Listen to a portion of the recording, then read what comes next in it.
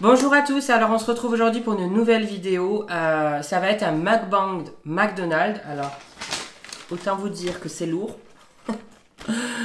Les flammes de l'enfer vont me brûler le derche après ce McDo. Bref, je me suis dit que j'allais faire ça et en même temps, je vous ai demandé sur Instagram de m'envoyer vos problèmes et je vais me la jouer psychologue. Comme je vous ai dit sur Instagram, j'accumule les problèmes comme les kilos, donc je sais pas si je vais réussir à vous aider parce que moi aussi j'ai besoin d'aide. SOS, Nolito a besoin d'aide. Je suis la plus crasse de mes copines. À mes copines, je vais être la plus crasse de mes copines. À mes copines. J'ai prévu le McDo. Je vais vous montrer ce qu'il y a dedans. Un double cheeseburger, un petit wrap, des frites, 9 nuggets, un Big Mac, des sauces. Et pour le dessert, bien entendu, parce qu'après tout ça, j'aurai encore faim, un muffin au chocolat. Qui mange à la poire. Bon. Je sais même pas par où commencer. Je trouve ça un petit peu horrible de lire vos problèmes tout en mangeant. Ça veut dire limite que j'en ai rien à foutre, que j'ai trop la dalle. Oh, je vis ma meilleure vie. Je vais mettre mes livres de droit pour que vous puissiez voir toute la bouffe. Parce qu'en fait, si j'abaisse la caméra, vous verrez pas ma tête. Ouais, ils me servent qu'à ça, les livres de droit. Ouf, j'ai peut-être fait un peu beaucoup là. Mais je vais mourir d'une chiasse. Je vais pas me relever. Non mais sérieusement, comment voulez-vous que je vous aide alors que moi j'ai un sérieux problème? Là, regardez ce que je prends au McDo. Plus de 20 €, c'est pas normal. Toute personne normalement constituée a pu faire après un Big Mac. Ou à la limite un Big Mac et une petite faim. Moi j'ai pris 3 petites faims, un menu, un dessert. Mais je vais y arriver. Ah, moi, j'ai pas peur. J'ai mon cheeseburger. Ah, avant de lire vos problèmes, je mange. Hein. J'ai la dalle, merde. Voilà ça. Bon, j'ai été chercher des serviettes parce qu'ils ont oublié, c'est con. Pas vrai, hein. Bon, après, je vais pas gueuler parce qu'il me manque rien sinon. Hein. La dernière fois, il m'avait oublié mon petit wrap, j'ai pleuré. Hein. Bon, j'ai eu les larmes aux yeux. La plupart de vos problèmes étaient d'ordre sentimental. Donc, bien entendu, je vais pas faire que ça. J'ai trié, j'ai pris un peu de tout. Coucou, voici mon petit souci. Mon ex et moi, on s'est quittés il y a plus d'un mois parce que monsieur n'était pas prêt pour s'engager plus. Ça faisait presque un an qu'on était ensemble. Il m'a quitté 2 semaines avant mon anniversaire. Généralement, les mecs, ils partent toujours au bon moment. Enculé. Bref, j'ai réussi à faire mon deuil très vite. Après la rupture et 2 jours après mon anniversaire, il est revenu et aujourd'hui, on est sex friend. Il fait tout ce dont je rêvais qu'il fasse lorsqu'on était ensemble. Papouille, je salive, j'ai faim, putain, c'est long ton truc. Hein. Papouille, massage, petites attentions, et je comprends pas pourquoi il fait ça maintenant. Peux-tu m'éclairer? Tu me demandes pourquoi il fait ça maintenant. Honnêtement, peut-être que je me trompe, mais c'est vrai qu'il y a des mecs, quand ils commencent à s'engager, ils ont peur, ils prennent peur, ils partent.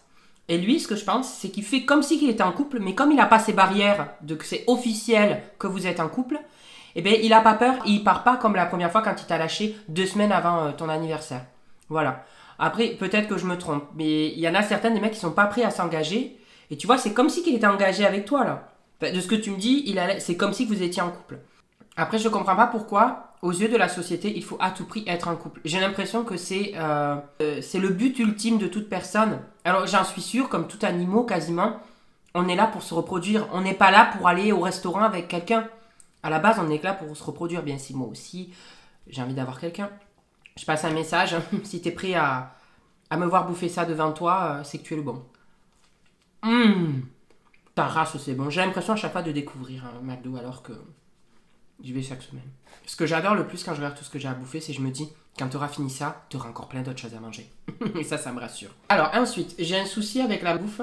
Je fais du sport, donc ça me permet de réguler, mais je mange tout le temps entre les repas, tablettes, chocolat, saucisson.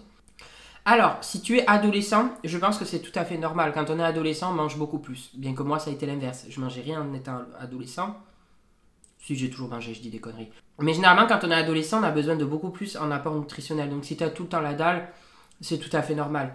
Moi, je pense toujours pas avoir passé l'adolescence vu que j'ai toujours la dalle.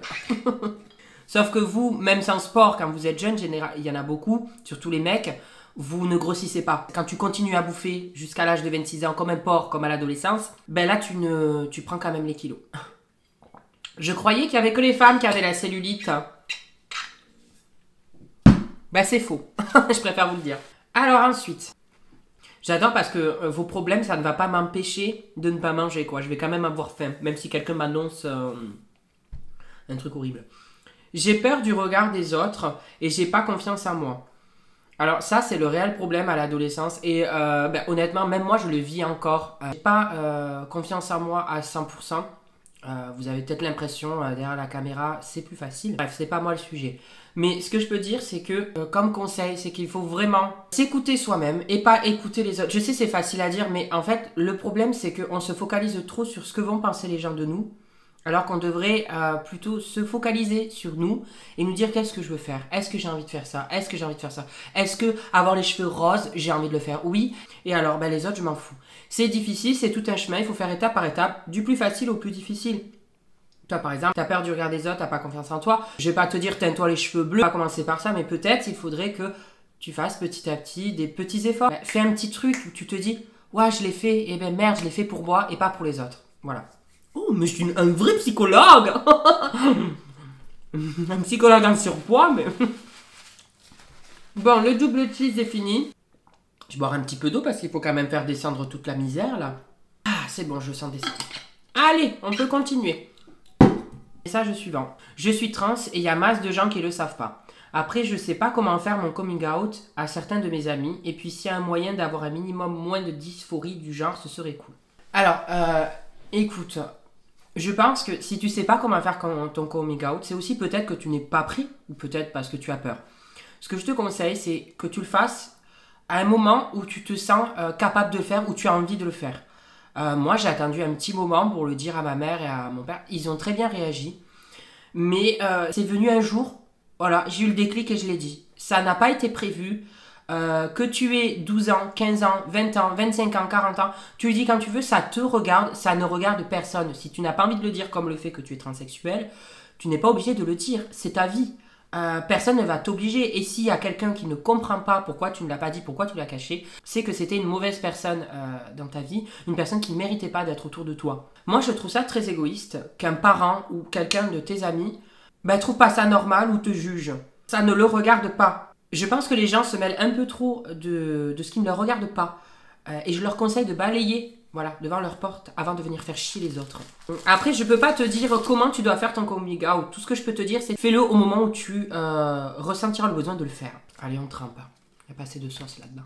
Hello, je crois que j'ai un problème qui ne requiert pas d'être psychologue, mais bon. J'ai quitté mon ex et depuis, je me fais harceler par tous ses amis. Ils viennent m'insulter sur Instagram, ils ont chopé mon numéro et je sais plus quoi faire. Je les bloque en boucle, mais ils arrivent toujours à revenir avec d'autres comptes et tout ça, j'en peux plus. Donc, j'ai mes codes. Mon code pénal, juste là. Bon, flemme de l'ouvrir. Il me sert à poser la bouffe. Ça, c'est du harcèlement à vue d'œil. Envoie-moi leur compte Instagram. Je peux leur rappeler ce qu'ils encourent à faire chier des jeunes filles et à harceler. Bon, du coup, ça m'énerve et j'ai envie de lui sortir la règle de droit, là, la pauvre bichette. J'ai fait quand même pause. Alors, article 222-33-2-2. Le fait de harceler une personne par des propos ou comportements répétés ayant pour objet ou pour effet une dégradation de ses conditions de vie se traduisant par une altération de sa santé physique ou mentale est puni d'1 an d'emprisonnement et de 15 000 € d'amende. Voilà. Je ne vais pas aller plus loin, mais juste pour te dire que si jamais moralement tu en subis des frais, que tu en peux plus, envoie-les-moi. Je vais leur rappeler la loi. Je vais les envoyer dans l'espace, ils vont partir comme la fusée Ariane et ils reviendront plus jamais. Voilà. Vous ne me faites pas peur. Pourquoi je lève les yeux au ciel dès que je mange? On dirait que je remercie le Seigneur. Vu que c'est de la malbouffe, c'est clairement pas lui qu'il faut remercier. Lucifer, merci pour ce plat mortifère. Qu'est-ce que je suis drôle. Bref, on n'est pas là pour rigoler. Oh. Suivant. J'ai le bac dans 1 mois, mais j'ai toujours pas révisé. Ton conseil? Bonne interrogation. Ma cousine est décédée, car elle s'est suicidée. Je n'arrive plus à me concentrer. Je ne pense qu'à elle à chaque fois que je suis seule ou que j'essaye d'apprendre mes cours.